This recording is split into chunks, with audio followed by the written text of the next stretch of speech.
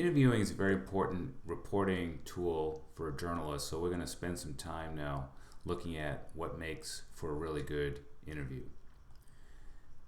The definition of a good interview is a conversation you control, which sounds like a contradiction, but you really want the interview to be free-flowing, but you also want to be the one controlling where that conversation goes.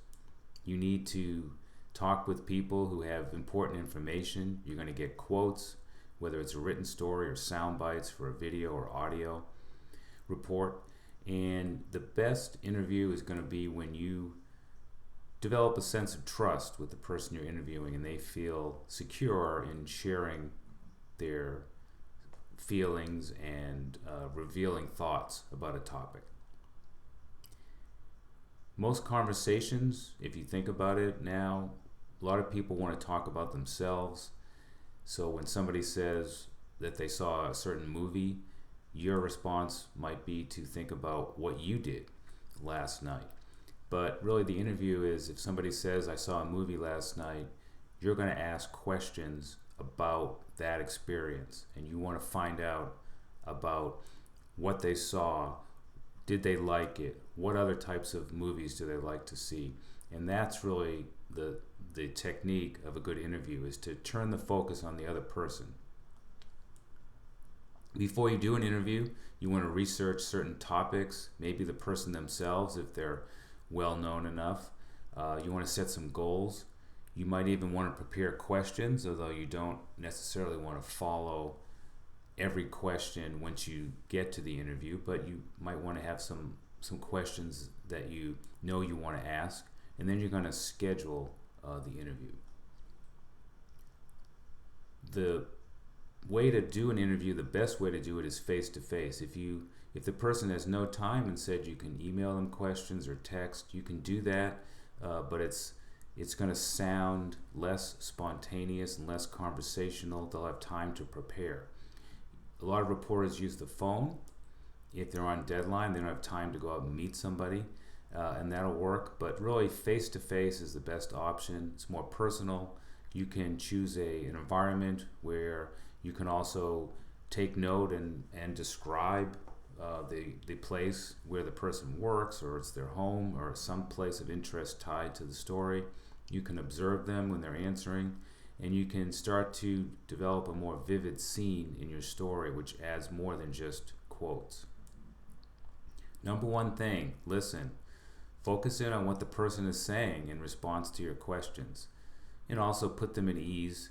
And these are some of the other topics or other skills which I think you have to focus on when you're doing a good interview. So it's a matter of being flexible, and you might find a situation where you do want to challenge somebody.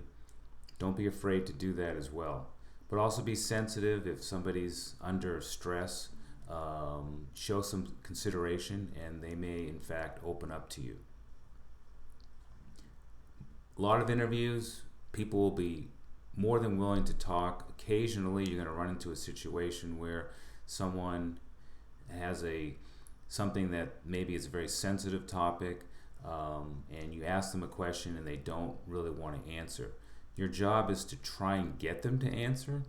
So these are some strategies you can use if somebody won't respond to a question.